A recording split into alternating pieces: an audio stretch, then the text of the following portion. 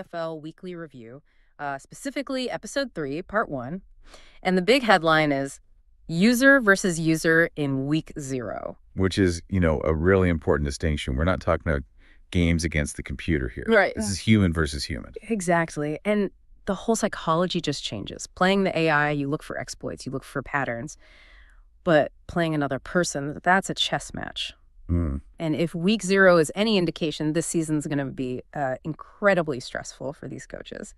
We've got 3 huge games to talk about, and every single one was decided by 1 score or less. It just sets such a tone for the year. Week 0 is usually about, shaking off the rust. Yeah. Instead, we saw these very different strategic styles just colliding right out of the gate. So here's the mission for this deep dive. We're going beyond the box scores to figure out how these games were actually won. And lost.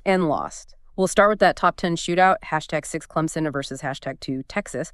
Then we'll get into a gritty defensive battle between #20 Arizona State and Auburn. And then we finish with what, for me, was the most fascinating clash of styles I've seen in a long time. #3 Texas A&M against #11 Oregon. A game that really challenged what balance even means in football. Okay, let's jump in. #6 Clemson upsets #2 Texas 27-24.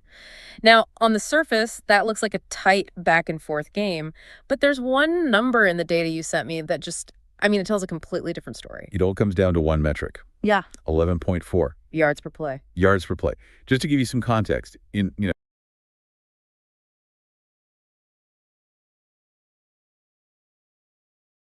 elite level football, if you're averaging 7 yards per play, you're considered dominant. You're moving the chains whenever you want. Right. Clemson averaged 11.4 yards every time they snapped the ball. That's a first down plus some every single play. Think about the psychological damage that does to the other user. Oh, yeah. If you're coaching Texas and you know your opponent is getting a first down every snap, you panic. You have to. You stop blitzing. You play soft. You have to. It creates what we call geometric stress. You can't bring guys into the box to stop the run because you are terrified of the deep ball. And that fear was totally justified because of that connection between C.J. Carr and Nathan Leacock. The vertical duel. I looked at Leacock's stat line, and honestly, it's just funny. 4 catches, 164 yards. Which comes out to 41 yards a catch. 41! That's not a possession receiver. That's a missile system. It really is. He had a long of 75 yards. Yeah. When you have a weapon like that, it just changes the math for the defense. You have to keep your safeties deep. Which opens everything up underneath. It's pick your poison. Clemson didn't need these long, grinding 12-play drives. They were just teleporting down the field. But that brings us to the Texas paradox. Because if you just look at the traditional stats, you'd think Texas won this game easily. Absolutely. They ran more plays. They had the ball for nearly 2 minutes longer. And here's the kicker. Texas had 0 turnovers. Clemson had 2. In 90% of football games, you tell me that, I say Team A won by 2 touchdowns. So why is Texas starting the season 0-1? It's the difference between accumulation and execution. Texas was great at accumulating yards between the 20s. Eli Holstein threw for 365 yards. Statistically, he had a great day. Yeah. But they completely failed in situational football. The money downs. Precisely.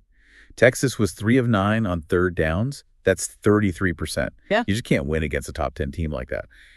And it got even worse in the red zone. Their touchdown percentage was only 40%. So they're getting all this empty calorie yardage. They drive the field, eat up clock, get inside the 20, and then just stall out. While Clemson is hitting those lightning strike scores, that 17-point surge in the second quarter was really the whole game right there. Efficiency beat volume. It's funny, though, because looking at the post-game quote from the Texas coach, Earnhardt SR, he didn't seem down at all. He seemed fired up. He planted a flag. He did. He said, I can't wait for the rematch against Clemson next season when they come to our house. I love that. He knows his game plan basically worked. They moved the ball. He just has to fix that red zone execution. That rematch is already circled on my calendar. Okay, so that was hyper efficiency. Let's pivot now to a game defined by suffocation.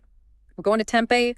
#20 Arizona State beats Auburn 17-12. Yeah, if the Clemson game was a track meet, this was a wrestling match in a phone booth. The one stat that just explains this entire game for me is the play count. Auburn ran 30 plays the entire game. 30. It's so rare to see a number that low. Some teams run 30 plays in, like a single quarter. So how does that happen? How do you hold a team to just 30 snaps? It's possession asphyxiation. ASU ran 49 plays. They didn't just hold the ball, they ground the clock down to nothing. And the engine for that was their quarterback, Sam Levitt. The dual threat guy. Exactly. He threw for 221 yards, which is fine. But then he had 70 yards on the ground. When your QB could drop back, see nothing, and just scramble for 6 yards on 3rd and 5, it's just soul-crushing for a defense. Keeps the clock running, keeps the chains moving. And most importantly, it keeps the Auburn offense on the sideline. And that was the real tragedy for Auburn here. They actually had a weapon that was working. Their running back, Davion Goss. I saw his numbers. 16.5 yards per carry. He even had a touchdown. He was electric. Every time he touched the ball, something great happened. But he only touched it 4 times. Because they could never get the ball back. It's a vicious cycle. Yeah. Auburn throws a pick, and they had 2 of them. And then ASU goes on like an 8-minute drive. By the time Auburn's offense gets back on the field, they're cold, they're pressing, they make another mistake. It really shows the value of having more plays. I mean, ASU also threw 2 interceptions, but because they ran so many more plays, they could absorb those mistakes. Auburn's were fatal. But speaking of bold, Yeah. we have to talk about the Auburn coach's post-game comments. Oh, this was my favorite quote of the week. Coach Hazen? He's not dwelling on the loss, is he? Not at all. He loses this ugly game, his offense does nothing, and then he immediately starts talking about next week's opponent, Texas. The number 2 team in the country. He says, and I'm quoting here, "We're looking forward to coming into Austin next week and running the ball right up their hind end." It's just beautiful. It's so bold. You just ran 30 plays and you're telling the number 2 team in the country your entire game plan? Is that just confidence, or does he see something we don't? Well, if you connect the dots, Texas just gave up 11.4 yards per play to Clemson's passing attack. Maybe Hazen thinks that defense is soft up front, or maybe he's just trying to light a fire under his team. Either way, I am so intrigued by that Texas-Auburn game now. If he pulls it off, he's a genius. If they run 30 plays again, the internet is going to have a field day with that quote. High risk, high reward. All right, let's get to the main event, the one I think everyone was talking about. #3 Texas A&M sneaks by, #11 Oregon 38-37. For me, this was the game of the week, just for the sheer strategic contrast. You talk about contrast, but this was something else. I want to frame it around the rushing stats. Texas A&M, 163 yards. Oregon. 1, a single yard. And they scored 37 points and lost by 1. This goes against everything we're taught about football. You have to establish the run. Apparently not.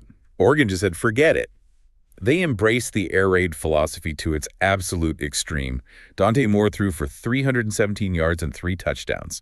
Their short passing game was their run game. Okay, but you have to explain this weird detail in the stats. It lists W.R. Dante Moore, as in the quarterback, with 4 catches for 99 yards and 2 touchdowns. Is that a typo, or what is that?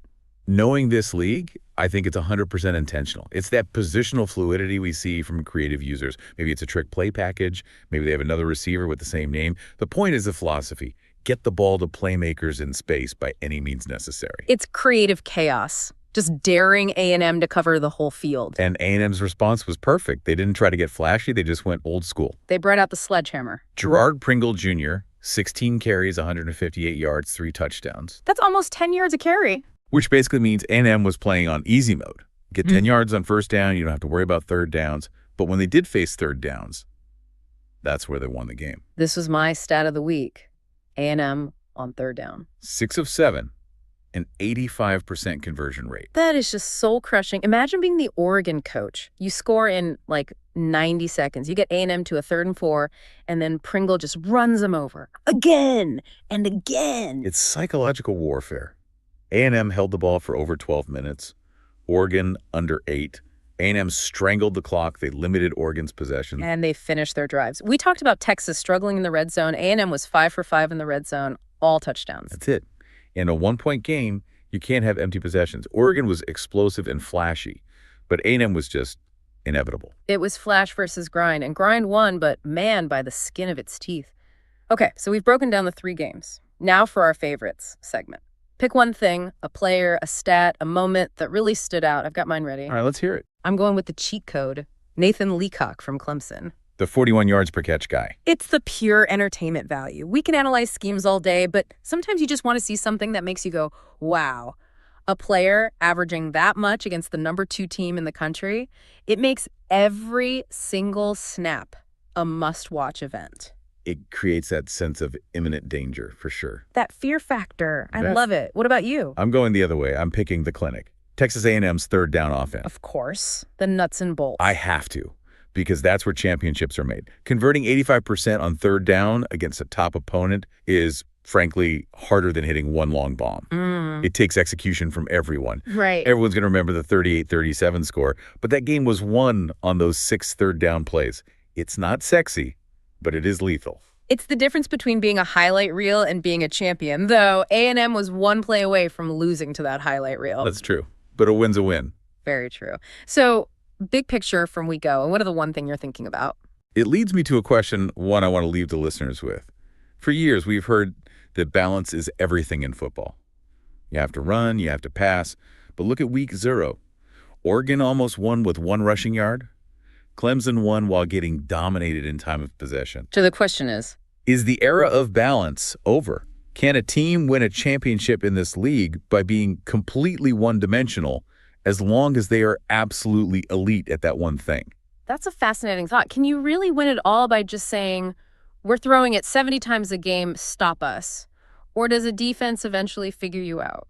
That's going to be the storyline of the season, I think. Can extreme specialization beat versatility? I cannot wait to find out. And of course, next week, we'll see if Auburn makes good on their promise to run the ball right up Texas's, We will definitely be checking that box score. Make sure you join us next week to see how it all plays out.